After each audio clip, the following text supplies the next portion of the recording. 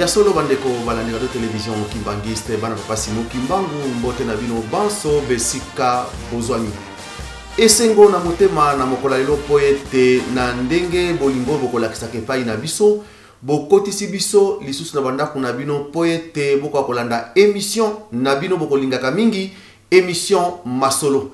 Émission masolo ko pesa maka wa bino ndeko papa Lambert makwemi mope équipe mobimba oyo tokosala kana bango kobanda papa Edizola Ndonga, mama Fifi Ndongala, papa prof Malonga, papa Tony Diangenda, papa Biboko. Ya solo bandeko bana pasimo Kimbangu tokomi na fin de l'année. Oyo tokoki kolekisa te biso bandeko na bino na 4 équipe mobimba ya radio télévision Kimbangiste pona ko souhaiter bino ba meilleur vœu. Tika ete papa Simon Kimbangu na mbu tozali kokota ya sika tokotango na kimia nyonso pe ma pamboli oya bongisela kibiso ako akopesa biso yango. Kasi na mokola lelo ndenge bomesa na biso zali tokoko tika bino ndenge wana te na kati na émission na biso masolo lelo toyeli bino masolo oyo bato mingi bazali komi tout na bazali ko se poser ba question na tina nini likambo oyo le kimbangisme ezali religion ou bien ezali civilisation. Yango wana na mokola lelo to zongi po ete toka kolobela bino que le kimbangisme n'est pas une religion mais ezali une nouvelle civilisation oyo otoko ko imposer mokili. Yango wana lelo to bengisi lisusu professeur oyo binono sobo ala ki komi tuna ko poser ba mi koma bo komi mingi po ete tozongi sela bino lisusu professeur Julien Bolengu oyo na mokola lelo posa na bino toko kisa yango nde tozuli bino papa Julien Bolengu oyo masolo na biso mokola lelo o toko lobela le kimbangisme n'est pas une religion mais une nouvelle civilisation. Yango wana bana pasimo Kimbangu na senge na biso nyonso tozala kimia po ete toko kolanda émission na biso ya mokola lelo. Tokene mbala moko na ndeko na biso papa Julien oyo tokozwa na mokolo ya lelo tozana ye elongo na kati na plateau na biso pona tosolo la masolo oyo to bemeli bino na mokola lelo. Papa professeur, bonsoir papa professeur. Bonsoir papa Lambert. Merci papa professeur na ndenge ozubiso na mokola lelo ondimi na invitation na biso pour ozonga to kwa kolobela likambo oyo ya le kimbangisme. Le kimbangisme n'est pas une religion mais une nouvelle civilisation. Papa professeur boni santé na yo.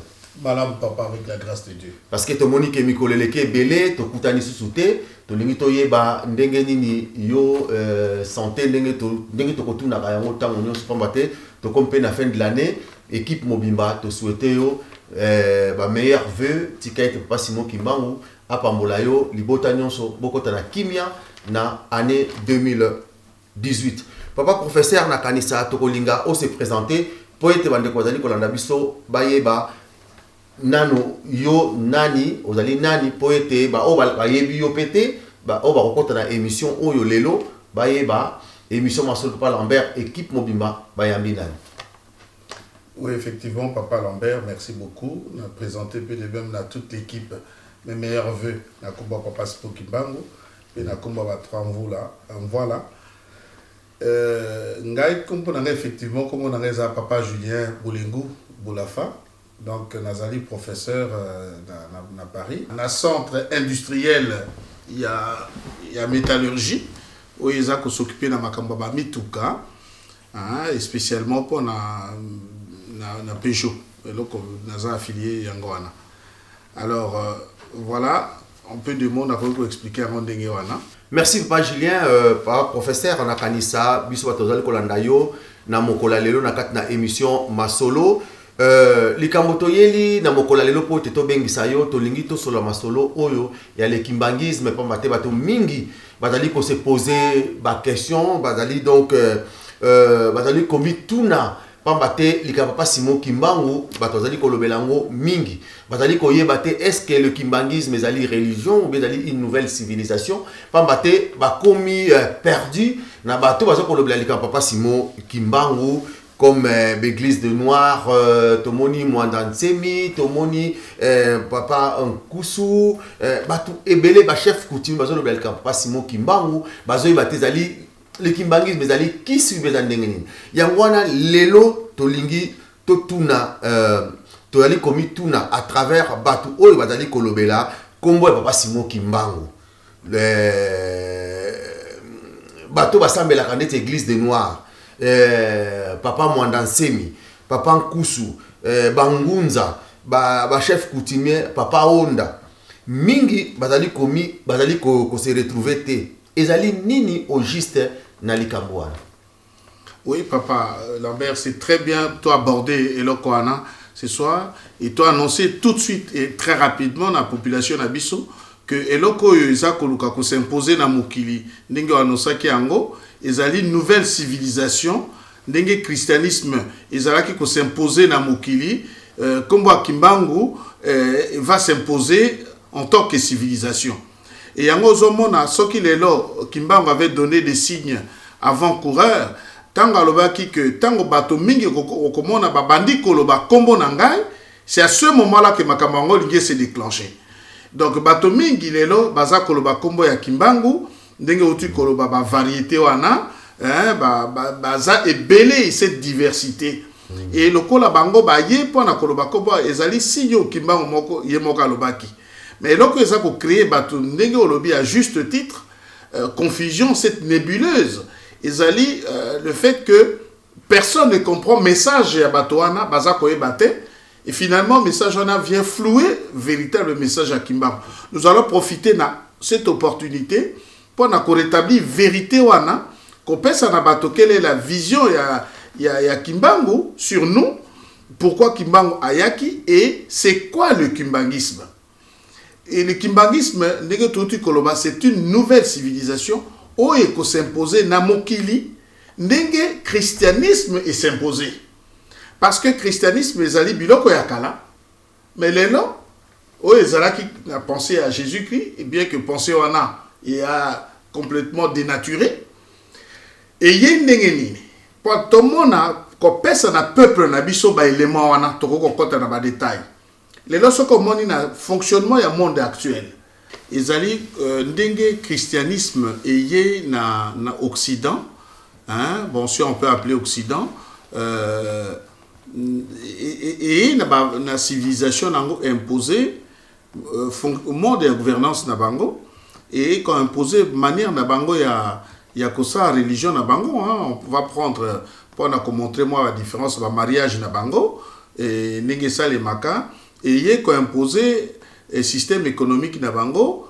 tout est centralisé vers bango orienté vers l'occident donc biso na kati ya système ya christianisme ezali système moko ya compatible na biso te c'est-à-dire que ezala nature ya enseignement na bango ezali orienté vers pensée na bango vers culture na bango na ndenge na bango et là on est sali que biso pour na comprendre plutôt se développer to ko se développer na kati ya culture ya bato mususu te na si ya christianisme te puisque est compatible na biso te beaucoup de choses to ko réussir yango te parce que ezali modèle na biso te ezali modèle mususu pe na centre de gravité nango ezali centre ya ba européen na occident on va dire comme ça yango nzambe na kati ya bolingo nae nous connaissons très très bien et à travers papa Simon Kimbangu à travers penser à Simon Kimbangu ezali penser na biso penser à moto moindo parce que bato mingi baza ko parler ah mais tiens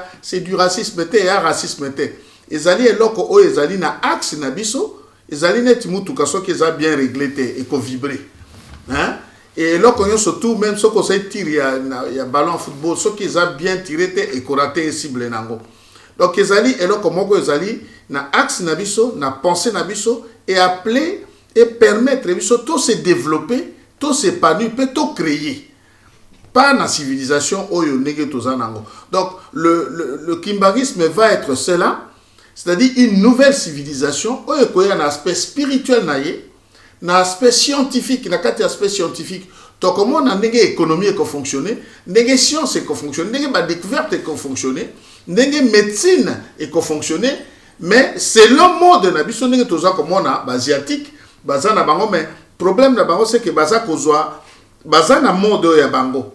Mais civilisation occidentale, eza ko kota na kati na bango. Et comme civilisation est un peu biaisée et qu'on produit effet à malamté, à un certain moment, et que ça n'est pas comment qu'ils ont évolué comme une courbe qui évalue et qui finit par être saturée. Biso, oyo, eza, na biso, kimbanga za ko promettre biso, oyo za ko yé la biso, ils allaient ko reposer na aspect spirituel, scientifique, na aspect politique, oyo ko permettre na motomoindo à acquérir les 3/4. Il y a création et ça comme manqué. Christianisme, il y a un quart. Mais pensez, il y a Papa Simo Kimbangu, il y a Ebisibiso qui c'est la pensée philosophale, va apporter la nouvelle civilisation, où il y a quoi qu'on compléter, qu'on corriger. Biloko oyo tuzana ngolelo et qu'on corriger histoire, et qu'on corriger géographie, et qu'on corriger Bible, et qu'on corriger science. Pour la bateau, il y a science. Même les lois de l'électromagnétisme, il y a Maxwell. Toutes ces lois seront corrigées. Mathématiques et cause à la corriger. Parce que les lois, tout le monde est d'accord. Alors, mais tiens, mais comment ça se fait que les Africains, ceux qui vont à la source, c'est la mathématique. Tout ça, on a des choses qui posent des problèmes à l'ingénieur Aminele. Ou ils ont ça, études les plus poussées sur les fractales.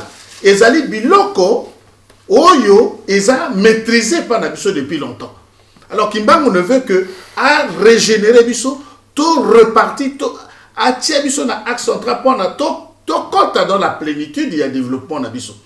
Donc le kimbangisme n'est pas une religion. Pour Batomingi, baye pour na ko expliquer ka ce qui va lobika Kimbangu a ba religion.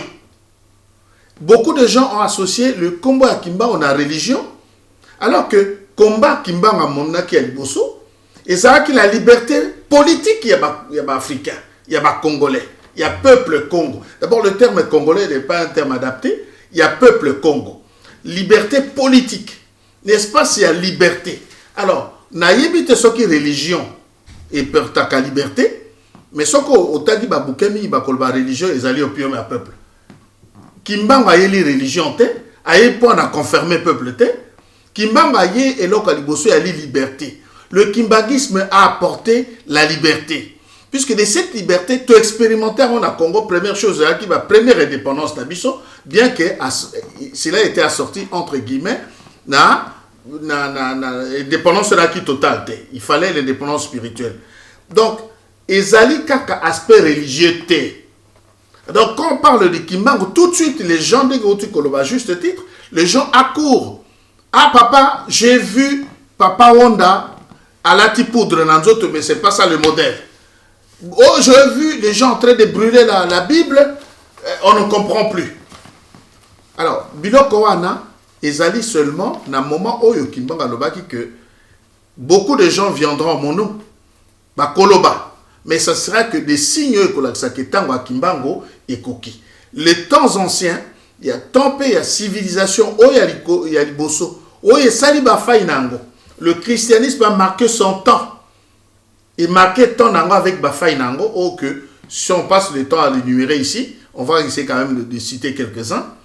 Dans le niveau à mariage, on va voir ce que le christianisme finir par la déviation à christianisme. Où ils ont montré que ce n'est pas le christianisme en soi qui soit mauvais, mais la déviation au peuple qui est censé mettre en pratique. Et donc on a dévié. Regardez ce qu'ils ont fait du mariage. Mariage pour tous. Regardez biloko yobango ba komi koloba que bala qui sa même na ba école primaire éducation sexuelle. Biloko ndenge wana ezali ba déviation moka contraire na pensée en Nzambe. Mais pas na biso. Et pas na biso. On sait ce que c'est le mariage. Et ça aussi clair. Consentement à tata na mama. Consentement il y a ba époux. Il y a deux familles. Le mariage n'est pas l'affaire seulement de deux personnes. Bilo qu'on a tout renforcé en gros, peut tout clarifier en gros pour un problème à succession, un problème à bana et c'est posé, n'est-ce pas se poser à que tu vas mettre en amassas. Donc le kimbangisme n'a pas que cet aspect de religion. Le kimbangisme va apporter une civilisation avec l'aspect scientifique que tu as développé en gros.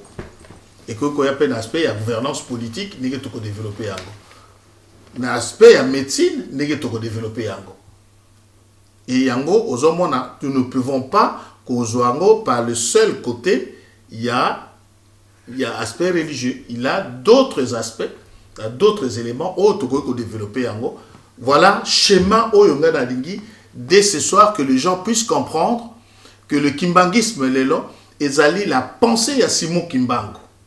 La pensée à Simon Kimbangu dit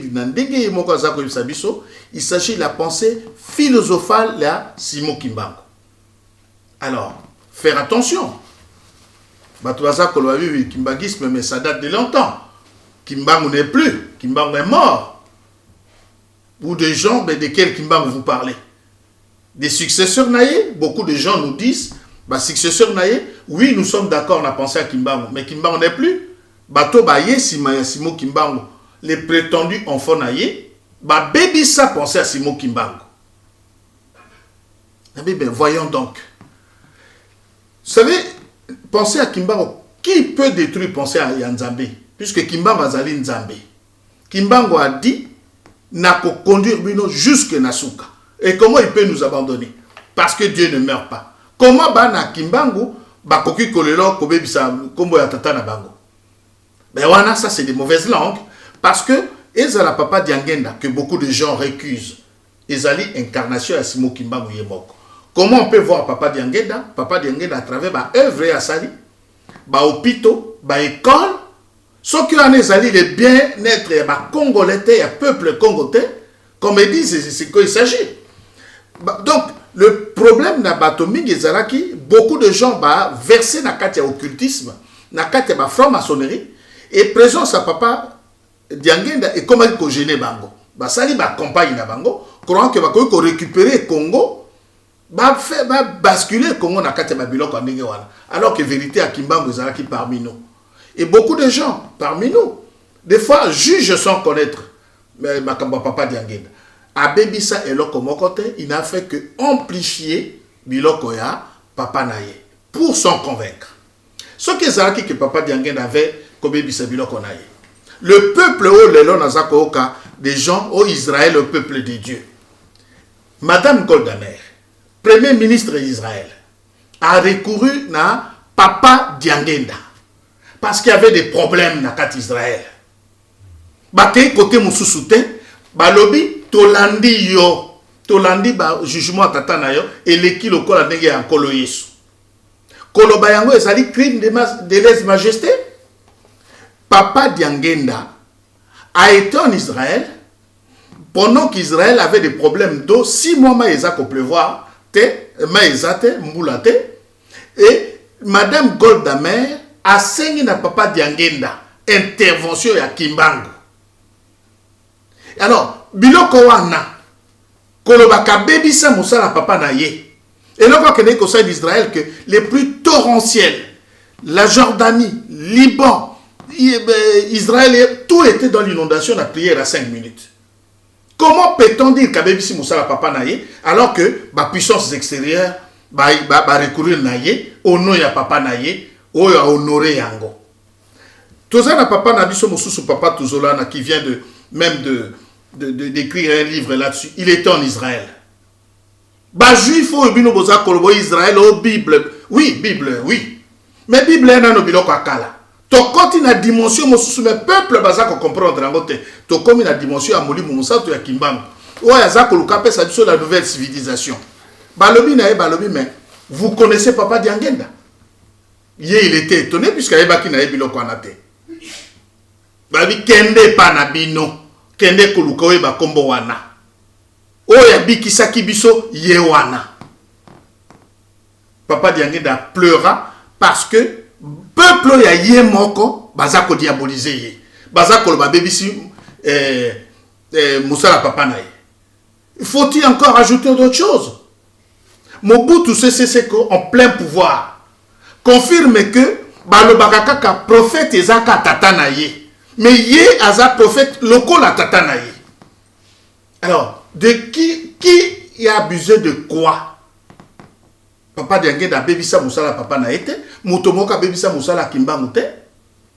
Il faut que le peuple ne soit pas que Papa Simon Kimbangu Alobaki, avant Makamba Malamu Kota, tu peux passer dans la phase de turbulence. Mort Koya Ebele.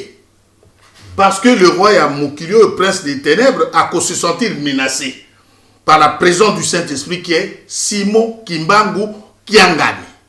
Alors, ce qui bateau bazako comprendre que la nouvelle civilisation cherche à s'imposer dans Katia Congo. Et dans le Congo non seulement, mais dans le monde entier. Garant n'anglais ça Simon Kimbangu Kiangani. Beaucoup de gens, même bateau tout Kotanga Awa, va éviter que nous tournons vers la nouvelle civilisation.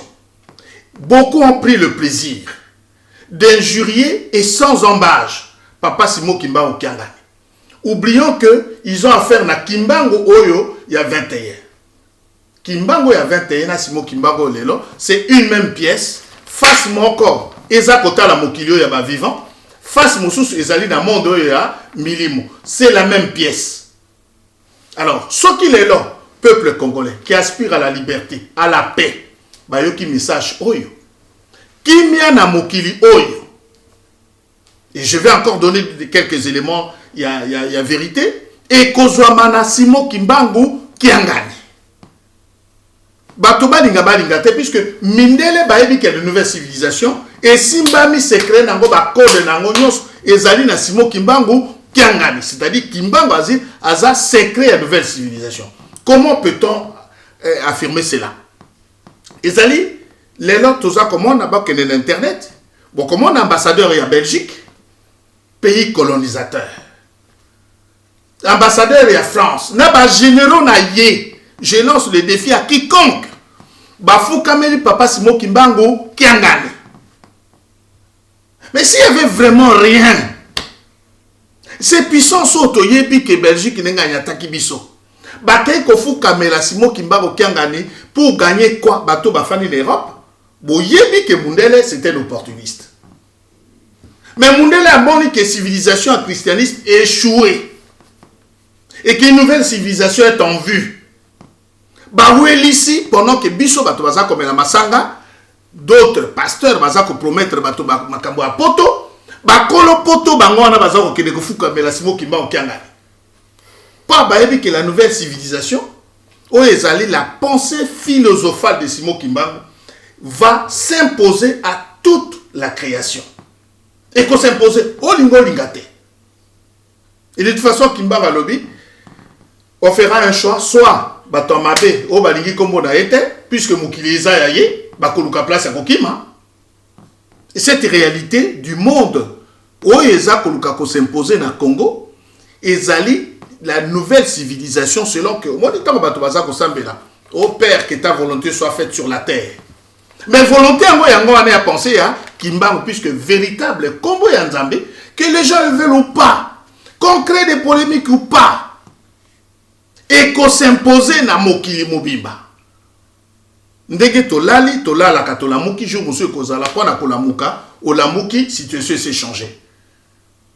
Nzamba yasala na mokili, likambo oyo, et salema na noté na mokili. Que ceux qui entendent, boba na poto, boba zako, que olé frito et zako beba. Au bandi kofinga simo kimba au kiangane. Et quand l'Europe bako sanza yo ba expulser yo. Alors dites-moi au kende wapi. Parce que l'on connaît qu'au Salem. Et peut-être d'ici 2 ans, l'on connaît qu'au Salem. Il est temps d'Abatomi Baeba que le Congo ezali Combo Nzambe et le Congo ezali le peuple Congo, le terme congolais ezali déviation spirituelle. Le peuple congolais, le peuple ya Kimbangu. Kimbangu azala puis Kimbangu akufate, Kimbangu est vivant en chair et en os. Kimbangu afandi na nkamba. Soko oke okute par la tiveste netingai na yo. Et vu son omniprésence, na bonzambe na ye. Parce qu'à prévoir biso na kati ya nouvelle science, la fusion de la matière et de l'esprit, na kati les 3/4, la fusion en matière de l'esprit. Et yé mo kaza ko fonctionner na principe wana. Est-ce que c'est nous qui avons dit na Simon Kimbangu na ba mindelo ba commis livre, hein, a commis Quantum of Vision of Kimbangu. La vision quantique à Simon Kimbangu. C'est-à-dire que Kimbangu a un aspect spirituel et scientifique aussi. que peuple Congo, dans son ignorance actuelle, et qu'il a s'imposer, akanisaka ke Kimbangu ezali kaka makambo ya religion. Donc ba moule ye na kati ya bozo ba religion bato musu baza ko promettre mabala voyage na poto ba biloko ebele. Kimbangu va au-delà. C'est le Dieu créateur qui oyinama ko sambelo nyon surtout bato sambela na mokili que ta volonté soit faite sur la terre. Cette volonté va se faire à commencer par le Congo, par la nouvelle civilisation et la vision et Nzambe. Ce n'est plus le peuple les forces de la nature. La vision, il y a peuple. La démocratie, il y a biloko ils ont flou. Et il y a pouvoir, il y a peuple T. Tout le monde a des dégâts de démocratie sociale. Démocratie, pouvoir à démon. Mais pouvoir, il y a dans le Congo. Il y a pouvoir théocratique. Le système théocratique, il y a un aspect, je reviens encore sur l'aspect spirituel. Donc, connaître la spiritualité, il faut tout définir le terme, on en a revenir. L'aspect scientifique, science, c'est connaître, donc correction, et te complifier, et qu'on compte la plénitude. Et Dieu se situe dans l'évolution. Et qu'on évolue de plénitude en plénitude. Et l'aspect politique, c'est-à-dire la gestion de la chose publique. Où est que corruption est athée? Et donc, corruption est athée, injustice est athée. Et ça a été déjà une mission que Kimbangu a annoncée. J'ai été envoyé pour éradiquer l'injustice. Et pourquoi Motomoindo? C'est parce que c'est la race noire, Dieu étant un Dieu de justice, d'égalité, Alingi a supprimé l'injustice qui est infligée à l'homme noir. À permettre à zonga na place d'ailleurs à Zalaka avant la création du monde. Les lois atomiques, vision à Kimbangu toujours comprendre. Je résume, éradiquer l'injustice pour placer la justice de Dieu, qu'on paie ça, qu'on corrige la science, qu'on corrige, si on va appeler ça le christianisme. Mais les années qu'on rétablit bon corps qu'on a bisso. Alors bon corps qu'on a, ça suscite beaucoup de choses. C'est-à-dire l'alliance que Dieu avait avec le peuple Congo. Cette alliance ayant été rompue et entraîné biso dans le chaos, entraînant la rupture spirituelle, empêchant tout esprit de créativité, et Alinga rétablir biso, Kimbangu est la résurrection, la renaissance, la réparation, le redémarrage du monde actuel. Voilà, et là, on a coupé ça dans un premier temps. Yango ana Papa Lambert. Merci à Solo Bandeko Balandi Radio Télévision Kimbangis tozana katina émission Masolo. Tozali kolobela katka thème na biso ba oyo bozali boye sima. Le kimbangisme n'est pas une religion mais une nouvelle civilisation. Yango ana bana Papa Simon Kimbangu tango nyonso tokolobaka malamu toyekola ndenge mamula lobaki na malamu bana bakena bakelasi bakende boyekola ba livre to tanga pambate mutu mwindu jusqu'à présent tout ça pour comprendre et le comme côté. Donc le kimbangisme est une nouvelle civilisation oyo biso to kolanda. Papa professeur Bolengu na katna émission Masolo, merci na ba réponse na yo. Tokene osuta motuna mosusu oyo linko tuna ba relation nini ezali entre Kimbangu na Nkolo Yesu Messia. Mais lelo tokolanda nani na question maloba. Voilà. Merci Papa Lambert parce que Elokoana trouble plus d'un na katina biso bato bazwaki version ya Nzambe na kombo Nkolo Yesu. Mais version wana biso toyoka kozwa ezalaki entaché na beaucoup d'erreurs. Kimbangu tanga telemena ki mindele ayebisaki bango alobi makambo bino boza kosala Nkolo Yesu atinda bino te. On reconnaît l'arbre par ses fruits. Misalo bozo sala. Il y a moyibi, il y a koboma, il y a empoisonné. Et ça, misala Nzambe, Nkolo Yesu mutatinda kibino, christianisme na bino yango wana. Voilà les gens qui sont venus pour nous civiliser. Et les lotala biloko, oyo christianisme, ils ont contraigné, ils ont pensé à Christ te. Alors, Christ est moko. Christ est moko. Alors, Christ est ali nini. Christ ezali ndenge ezalaki na période ya ba juif oyo ba incarnaki oyo Christ, c'est-à-dire état ya conscience développée oyo nzambe asengi na biso to développer état ya conscience pa to koma na état ya Christos. Donc il y a bonzambe, il y a puissance ya bonzambe oyo nzambe akelaki biso l'image na ye, akeli biso à l'image ndenge mwana muke akokola pona to koma na état ya conscience wana oyo ezali ko révéler volonté ya nzambe. Alors Christ nenga yaki, c'est-à-dire que entre nenge Christ yaki ezalaki Christ azalaki incarnation à volonté ya nzambe. Incarnation à volonté ya nzambe. Mikanda mingi tango toza kotanga Christ ango pa azalaki oyo baza ko présenter biso te.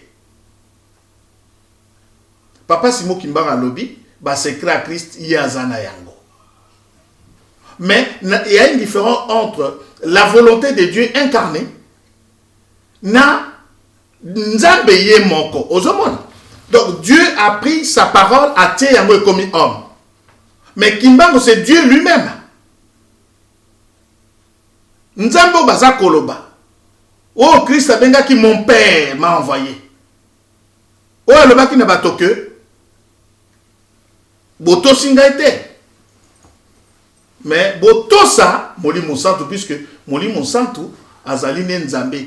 Le Père et le Fils, c'est des structures que le Père, le Saint-Esprit a créées pour en travailler. Et il y a un plan de travail là. Mais véritable nzambe ezali Molimo Santo. Molimo Santo yo ana Kimbango. Et on en voit tant bakanga ki Christ. Fimbo aliboso il faut mona ndenge motanza ko sambwa. Mais Kimbango azui ba sete, ba acide, ba biloko ebele. Il était Dieu, c'est-à-dire que l'original ezali Kimbango. Mais bango nyonso tout ezala Christ, ezala Kimbango baza eloko moko. Nzambe avait réservé la fin ye moko akosukisa makambo. Donc muto azako confondre Christ na Kimbango, puissance à Christ ezali 3, ya Kimbango ezali 7. Donc véritable puissance en Nzambe ezali Kimbango. Kosambe la Christ ezali mabete puisque aline aza bonzambe babengi nzambe ya muke. Bongo nzambe ya munene nde nani Kimbango. Alors maintenant soki batuni yo lelo papa Lambert entre ba peso $3,000 na $7,000 okopona nini si tu as le choix. Liboso on avait que le choix il y a $3,000.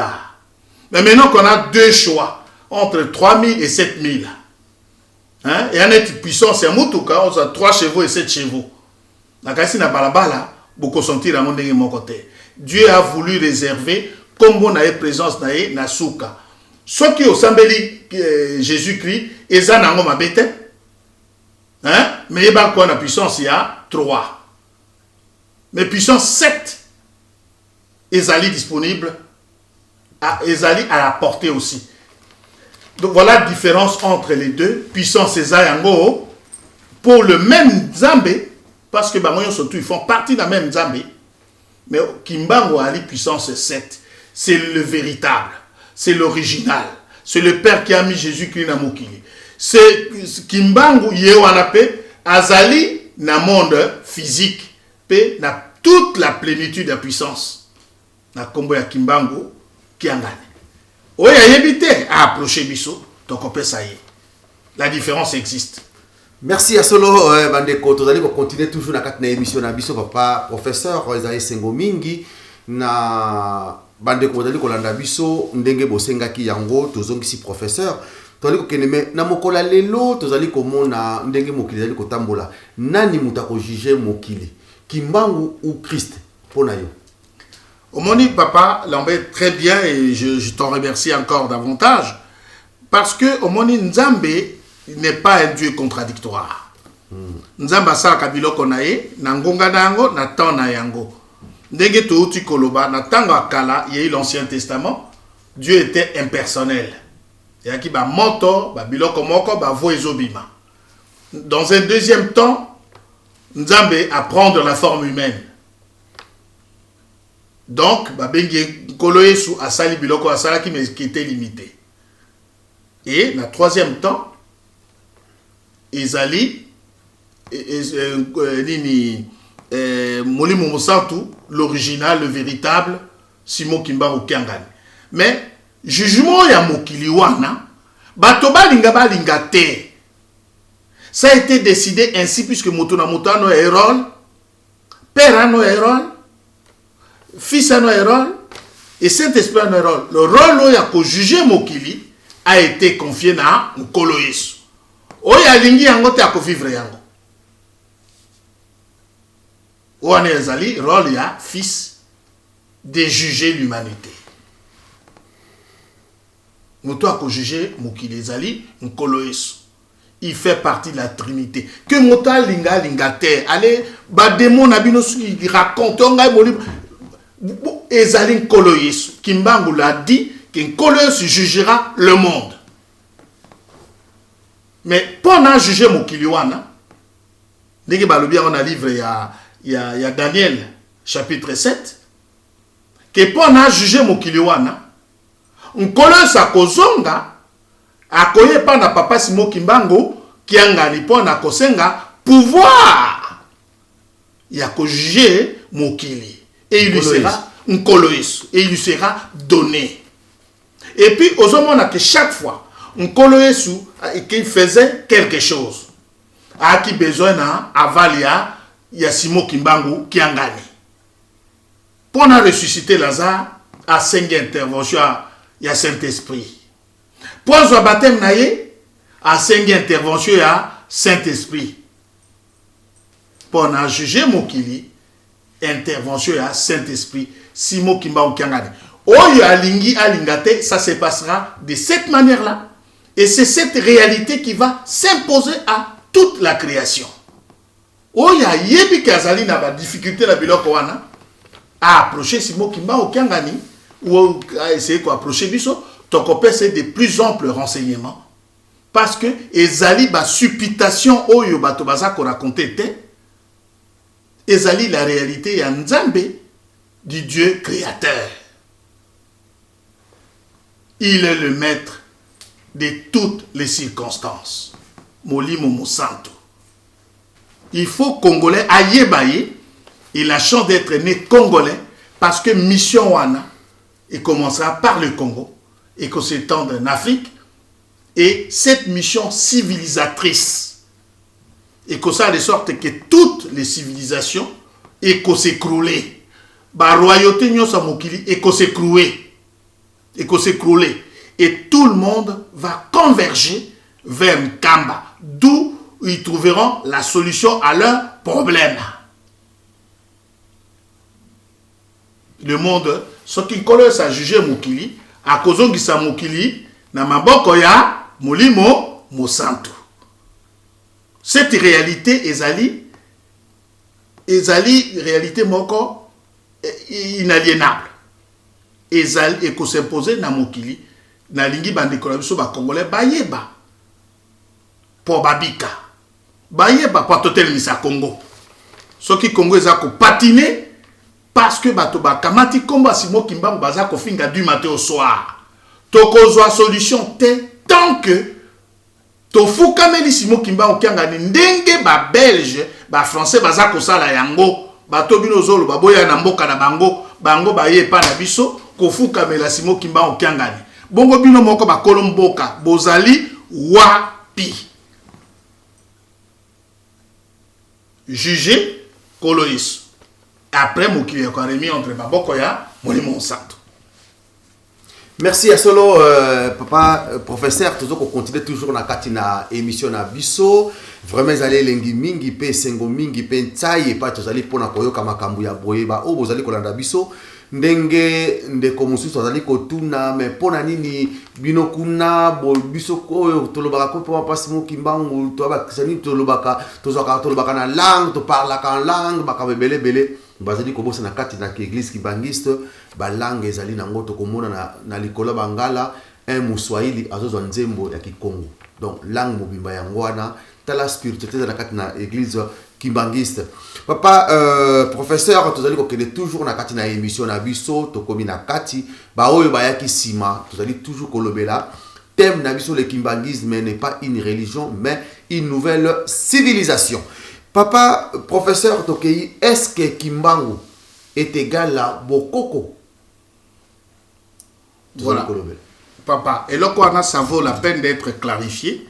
Parce que dans le cas de RDC, beaucoup de gens, les lotants qui combattent Kimbangu, je ne sais pas par quelle machination, va basculer, va connecter directement à Bokoko. Est-ce que c'est du fait que qui combat africain, alors que ce qui est lisons, passons au crible les événements de l'histoire. Et là, Oyo, Mindele Oba qui interrogé Kimbangu, va vivre yango. Et là, Tata Nabiso, va vivre yango. Bonko qu'on Nabiso ezali nini. Parce que, au moment Papa Simo Kimbangu, a l'obaki na batoboye.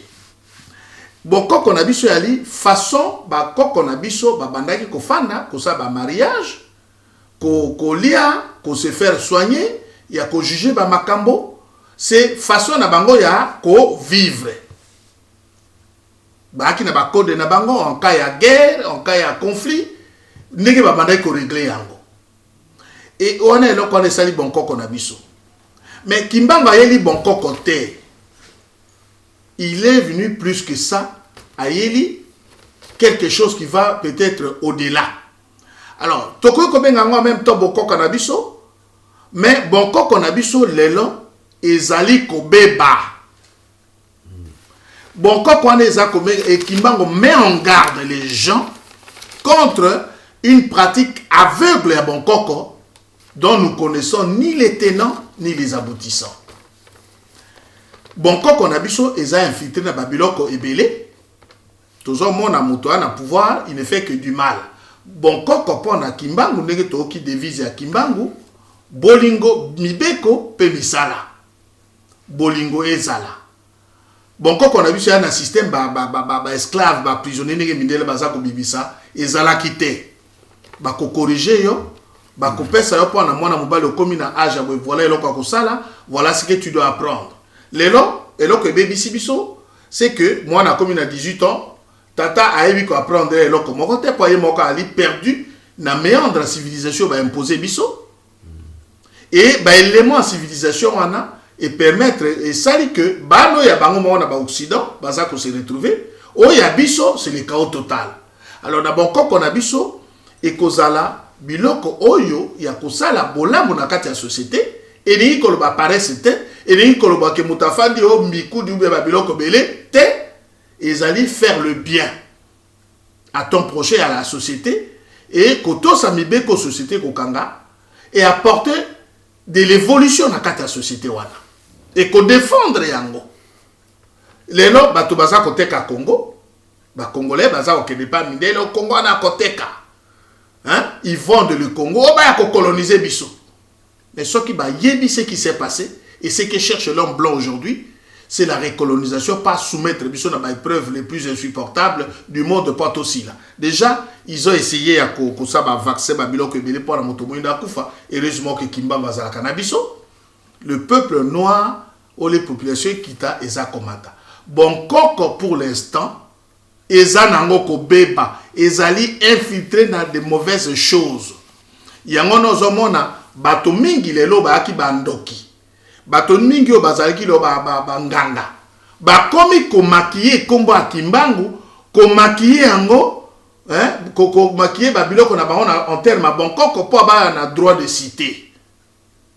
Kimbangu on a chassé plus de 10 bandoki yakili akimiala.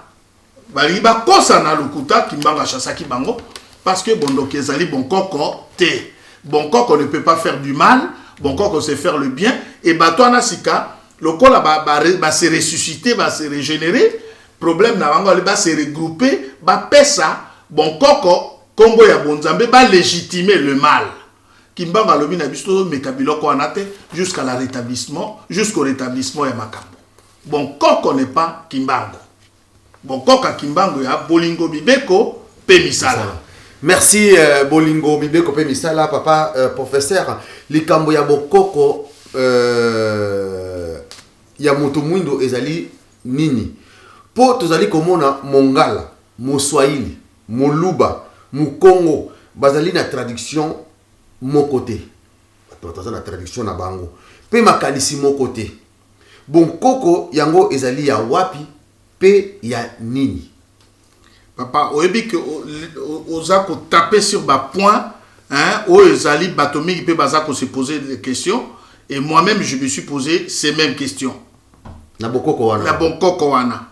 Oui, c'est-à-dire que Mobutu est venu à son époque disait les recours à l'authenticité après et à qui retour après recours à l'authenticité.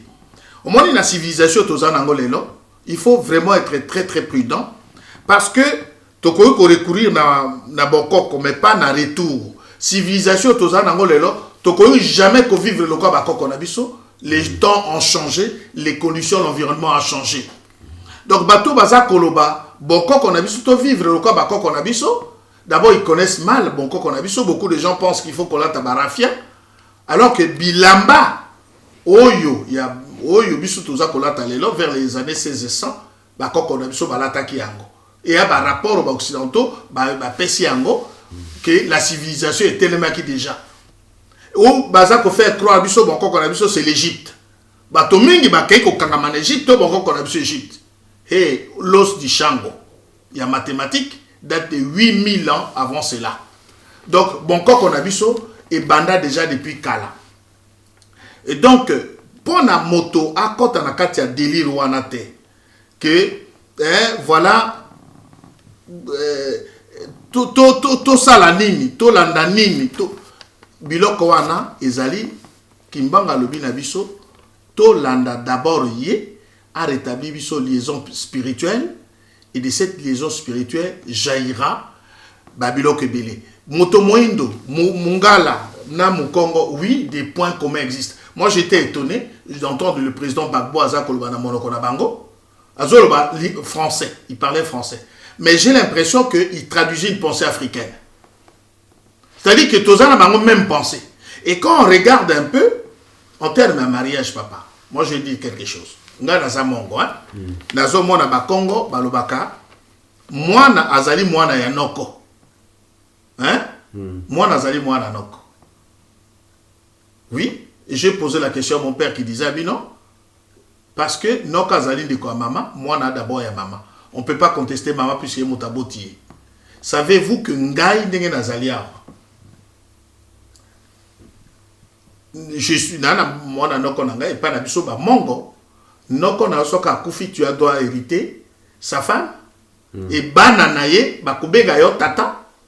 Avant d'entrer ici, j'étais en contact avec ma cousine qui est à Lille. Son père avant de mourir a dit papa nayo c'est Julien. Toza Bangala, toi, Kongote. Alors, comment expliquer cette coïncidence? Comment expliquer les lois comme ni ba danse où ils ont salema en Afrique du Sud, ba tobalati poso akoi, hein, en Afrique du Sud, na Togo, na Oyo et pas na biso na RDC avec toute la diversité toza na toza ndenge. C'est-à-dire le peuple bantou azana eloko moko il y a en commun. Et loko e salibiso ba diversité wana ezalinde tango makambo mabe koti de connaître ba variante. Penser na biso ezalinde nge yango kimbanga lobi pour la nouvelle civilisation, il faut ko benga bato nyonso ba fanda esika totia ba base na biso o ko servir biso na développement. En apparence, toi bon koko ebele, mais en réalité, ce n'est qu'une même chose. Mais si quoi papa professeur pona yo siko le kimbangisme ezali nini?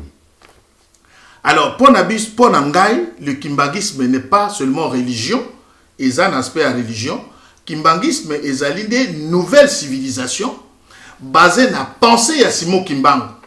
Parce que penser à Simon Kimbangu lelo ezani. Simon Kimbangu ayena ba savant. Oh lelo na nkamba soko ke na nkamba. Ba savant Kimbangu a inspiré basé belé. Simon Kimbangu la kishibiso que on peut faire avec à partir à Pondou, toko ko sa peinture. Simon Kimbangu la kishibiso ba secret ya téléportation quantique oyo ya la science. Simon Kimbanga lobby ka ko inspiré biso méthode de gouvernance. Non papa, le kimbangisme n'est pas qu'une religion. Une religion est un état d'esprit wana et elle dit esprit ya kimbango oyo ko koma na kati ya pensée na biso. Pour na ko conduire, pour na ko réfléchir, pour na ko sala makambo na biso, mais nous devons ko honorer yé pour na plénitude à likambo na yé et salema.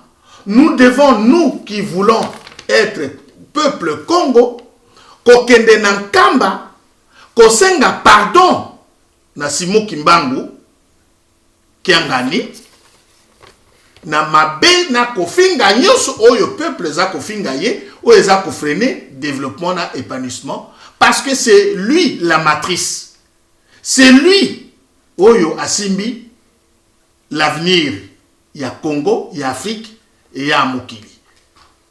Comment on sait tala mindele ndenge baza ko sopana par milliers été ya biso. Le kimbangisme n'est pas qu'une religion. Mindele bakei koluka religion te. Bakei koluka bayeba les méandres de la nouvelle civilisation et place na bango ekozala nini.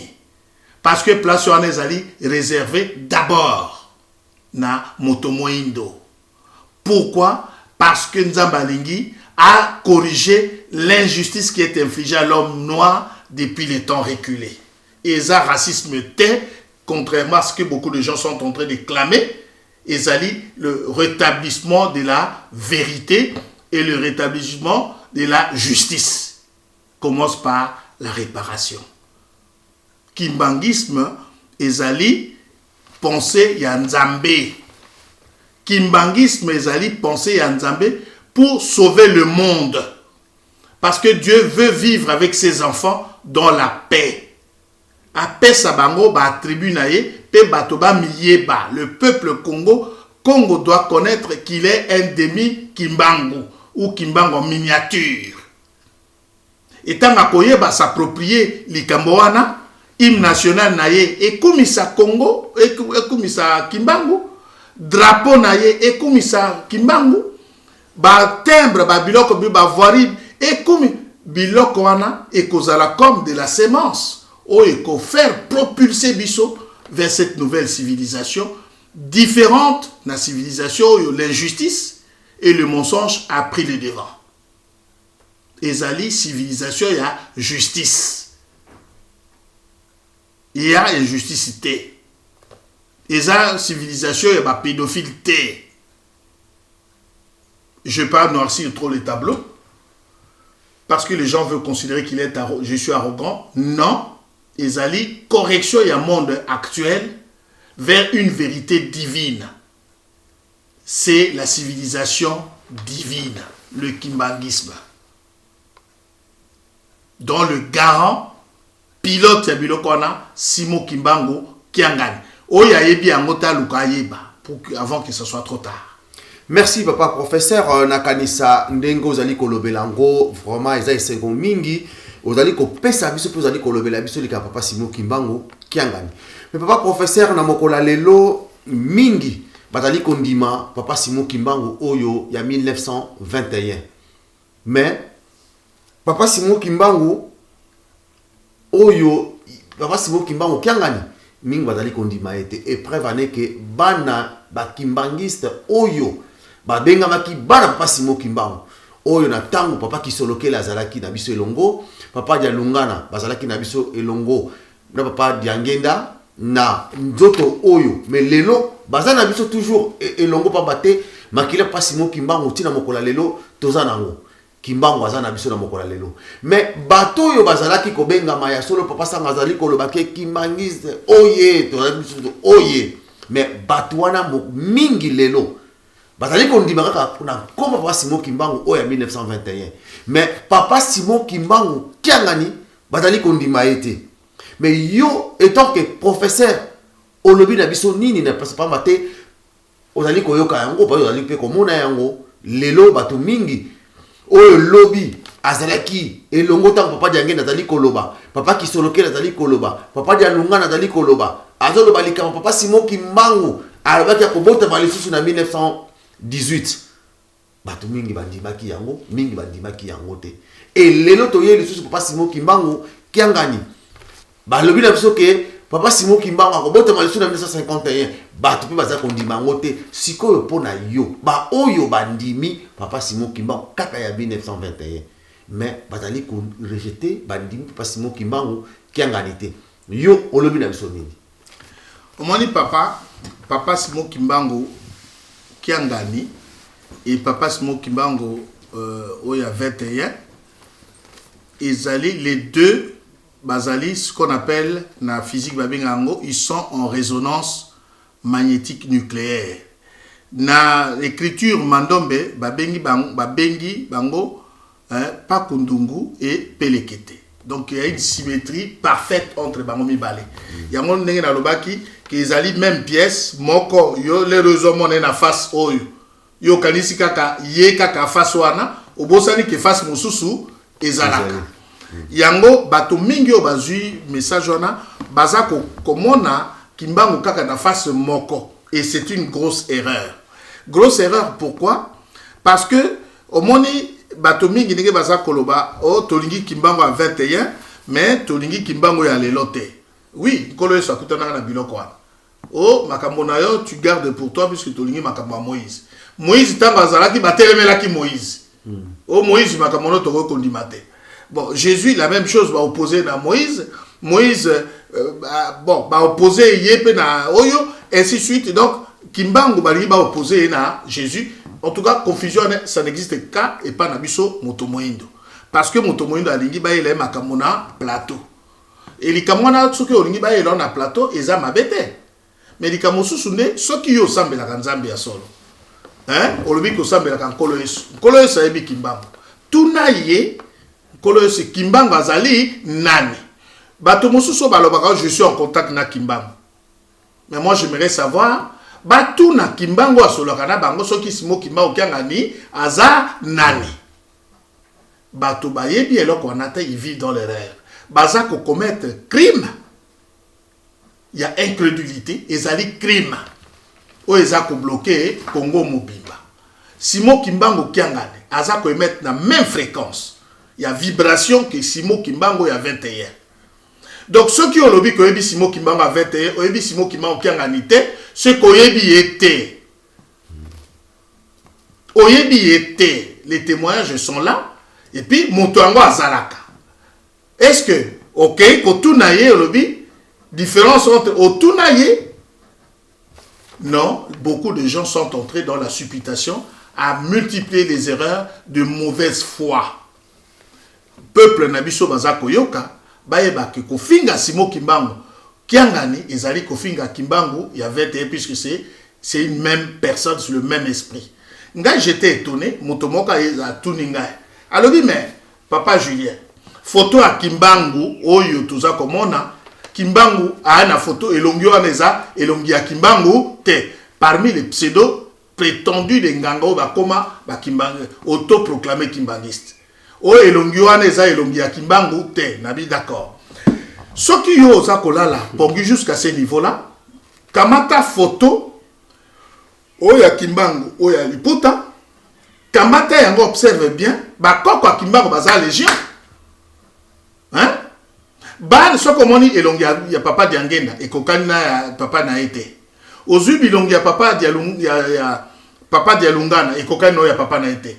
Olongi pe elongi ya papa qui se loquait le cocaïne à papa na été mais talabano bango baboti hein moto na moto abota mino aye mama ozoka talabilongi na bango soki cocaïne na koko na bango te mais quelle démonstration même les aveugles bako komona il faut être congolais pour frapper dans cette cécité. Non, ils sont pitoyables ceux qui n'ont pas babilo kwa nengwana. Les Congolais fa fungola miso kinzamba fani na kati na biso. Il a un nom, il est consultable, il est palpable, il est omniprésent. Kimbangu kiangani. Kimbangu kiangani na Kimbangu 21. Okoyi kolobage de pièce ya 1 euro na boy face na boy bato akomona yo contradictoire. Kimbangu ye wana mindele ont compris bazo sa ba rotation en kamba. Les autres batikali wana c'est une façon à kofinga pour baebi que sort la bango déjà asselé basambela kana bango nzambe te bana batata mosusu. Yango baza kofinga en prenant des prétextes qui en apparence n'affectent que ceux qui sont faibles d'esprit. Ils émettent à la même fréquence, à la même vibration, et ils sont en résonance magnétique nucléaire. On appelle cet exemple la résonance magnétique nucléaire. On dit, ndenge ba micro ezalaka. Wala micro mi bale. Aussi biobi ah na palpé oyo. Hein? O musupe na palpé yango. Mais ba nelo komoko en commun wana. Soko lobi ah bango yo surtout ba lobi ah. Soko lobi B ba lobi B. Soko kangi moko musupa kangi. Hein? Kimbangu azalinde molimo ou azako agir sur deux plans différents. Structure ou a fait afani nango yazako utiliser et ezaka kaye moko. Le problème c'est que moto mususu na maye na comprendre ka biloko simple. C'est comme l'image moi na muke obine 1 plus 1 égale 2. 1000 plus 1000 ah bangi. Voilà dans quel état congolais azali nango. Dazo banga 1000 plus 1000. Il faut avoir 2 milliards à Bangiango. Kimbangu Kiangani et Simo Kimbangu à 21, ils sont en résonance magnétique nucléaire. Merci pas professeur, on a kanisa bande ko bazali kolanda biso toko kenasuka émission na biso pa bateto monique tango ezali obele tango bande ko bazana sima bazali ko pesa so signe pour na kolakisa ke tango na biso ko kipo ete télévision ezalaka na ngonga nango.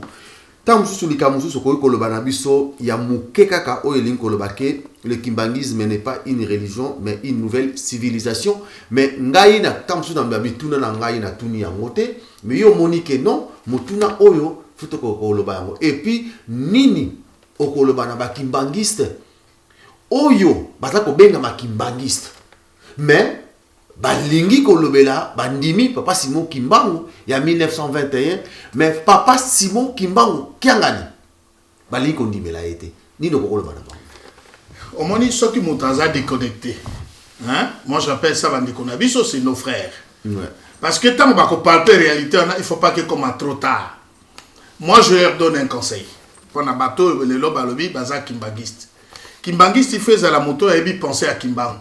Aye baba makambo nyonso Kimbangu alobaki. Aye ba misala Kimbangu. Les locaux, moi je prends un type comme Jules Chaumet, belge, professeur de droit. Tant qu'à rappeler notre ex-président le maréchal Mobutu. Aye bisi Mobutu alobi non, Ozako devient à penser à Kimbangu. Ba renvoya qui est à la demande d'un chef de l'État Nabiso. Ba renvoyer yé. Et Mobutu était un homme puissant. Rien que parce que Kimbangu azalaki na ye puissant soit na mukili et ba Mobutu soka lobby A ezali A. Mais alobaki na biso après moi ça sera le chaos tomoni yango. Donc tu peux comprendre ma donc ana kolobela na puissance à Kimbangu. Voilà. Abandaki koloba na puissance à Kimbangu. Abandaki koloba na puissance à Kimbangu. Mais tango puissance soit ne quitté ye. Papa, ce qui puissance en Zambie quitter yo, même moi na yo moko censé ko garder à comme menacé. Nous on a vu période à Mobutu, bah sodo ya ye moko Mobutu était quasiment malade. Trouble quand il y a division présidentielle, Nzibi Akimi Nambongo, c'est ce qu'on nous dit du moins. Et puis bah soda Mobutu babi, il faut bah attaquer bah mettre fin na vie na ye. Bah soda ya ye moko. C'est-à-dire que tant que vous êtes déconnecté, et là, comme Malam et Koumimali Soussou, ils attaquent. Il faut qu'ils sont déconnectés. Ce qu'on a déconnecté, à l'image de ma portable, au cas où un message à Malamou, bateau a ceux qui ont la possibilité d'interroger Kimbangu, je ne pense pas qu'il va m'en aller. De quoi s'agit-il au juste? Possibilité, leur a été enlevée. Batikali vide. Ils sont vides. Mais ceux qui basent l'effort, ils ont gâté. Les boulous y en fer, il y a l'iwa, il y a seko, et comme la bango. Il faut basser l'attention. Baluka kotuna, kimbangu ceux qui basent la ka, bassenga de pardon, bazonga. Non, parce que papa professeur likambo wana ezali kaka te ke baoyo bake quelque part ou baoyo basali soki ndenge nini.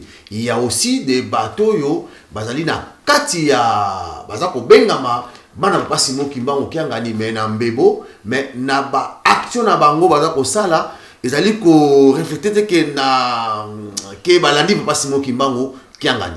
Donc yango na lobby ke batu bazali oyo ke jusqu'à présent papa Simon Kimbangu kiangani baza ko ndimete parce que biso ba preuve ezali ke papa Simon Kimbangu nzambe molimo mosantu ezali ko monana na makambo ezali ko sala biso toza ko mona ngo na ndenge tozali ko mona mingi bandimi na bango te yango wana ndenge wutu ko baki bazali déconnecté. Il faut tant sous mo wana ya déconnexion wana oyo bazoye bango te ma pourquoi ngana za déconnecté et siko po azon conseil kaka yango wana to lingi to pesa o pesa bango tant que professeur pour ba ko comprendre ezala ngai ezala ba oyo po mingi tozali komona na kati na l'église aza ko teyalika papa Simon Kimbangu kiangani oye mais soka lobi yango mais na sima na ye azosala makambo mosusu oyo papa Simon Kimbangu kiangani azali ko senga te yango wana. Ngai, il y a une chose que moi j'ai cela qui ngai peut pas si poser la question na molimo centre dans le mais tokoye baba oyo yo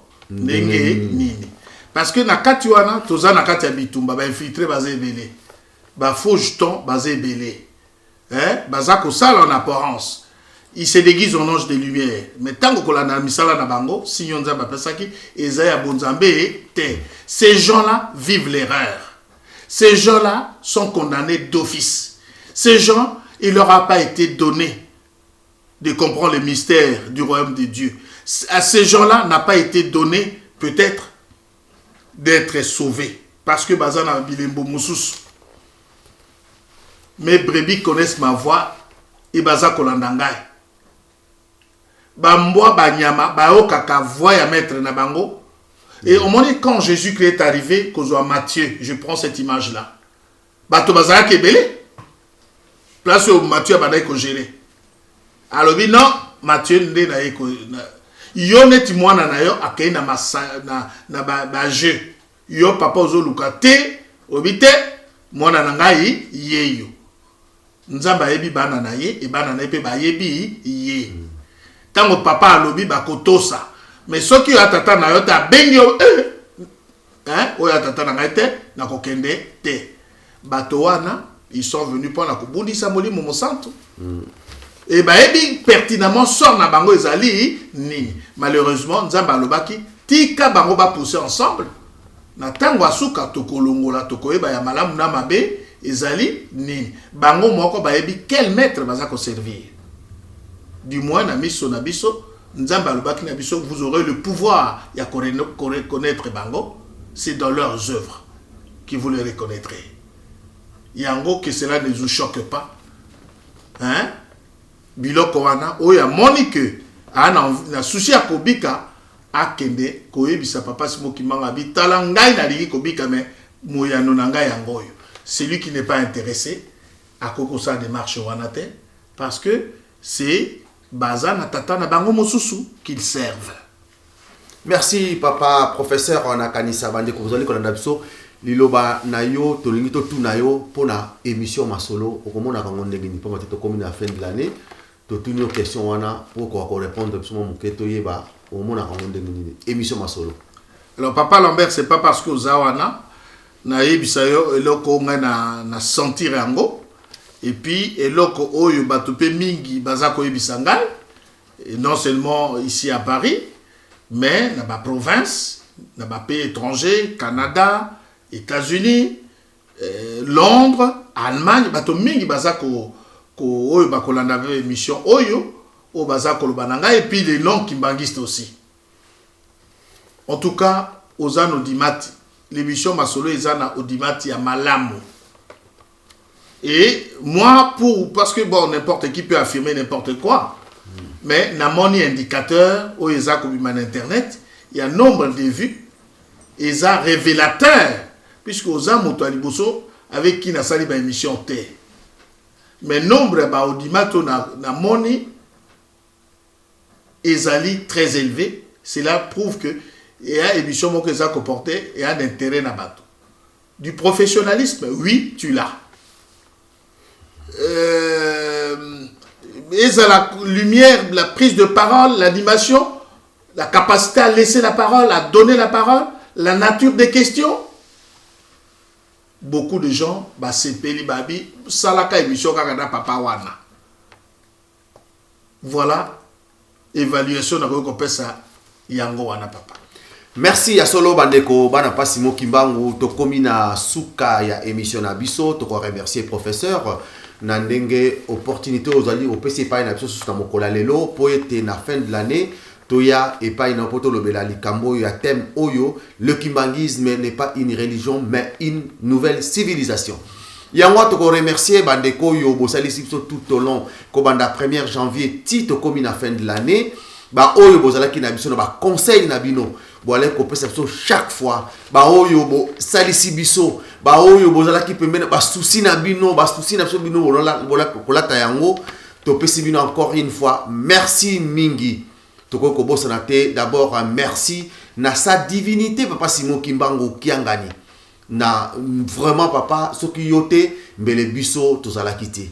Mais en tout papa merci ya merci nzambe na biso ndengo bateli biso équipe mobimba émission masolo lelo oyo to lobi lisusu to gangi lisusu po ete yom to pesi biso souffle oyo nde o comme ça na mokola lelo to pesi yo merci na maman pe ba conseiller et conseillère na ye nyonso et biso na Europa wa maman conseillère directeur chef spirituel maman Marie Mwilu to zala ki na yo pe elongo to tamboli na yo to pesi yo merci. Tika ete maman au continuer nengozo ko bossa so na bondeli na yote et ba conseiller na biso to komona papa Fumweto to pesio merci mingi papa Fumweto nkodia otika ki bisote maman révérende Kana Anne conseillère monene maman Kalamvila pe tozana bande komo susu ba pasteur oyo bazalaki na biso pasteur Leblanc oyo vraiment kuna na Düsseldorf vraiment ozalaki na biso tango nous tozana yo elongo tokoko bosana pe yote tokoko bosana papa révérend Mvulate révérend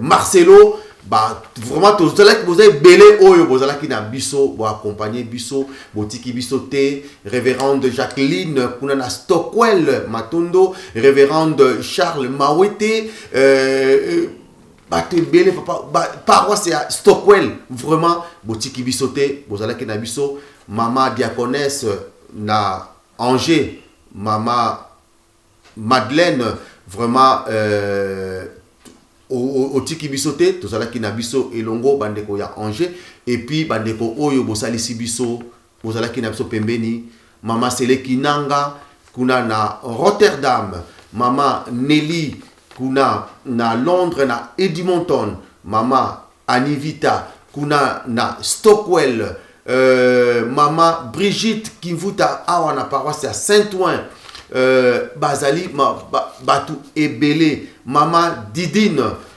na bandeko na biso ba musicien bandeko nyonso oyo bozala ki pembeni na biso vraiment topesi bino merci encore une fois merci et surtout ba volontaire il y a Saint-Denis oyo kolakisa kelongi na bango mama Lolo Kalusa vraiment na ba volontaire nyonso ko tanga ba kombo na mute ba volontaire à Saint-Denis ba volontaire il y a Saint-Denis batama kasi ya Saint-Denis botiki bisote tozana bino toujours elongo totamboli na bino elongo ba pasi na biso ba difficulté na biso ma bondeli tozoko senga na bino bopesa ki biso yango topesi bino encore une fois merci ticket papa Simon Kimbangu année tozoko kota année ezala année ya mapamboli année ya kimia pambate bitumba ezalaki année ya 2017 na kati na émission masolo batu mingi balingaki kaka émission masolo bakanga yango ekufa mais papa Simon Kimbangu Kiangani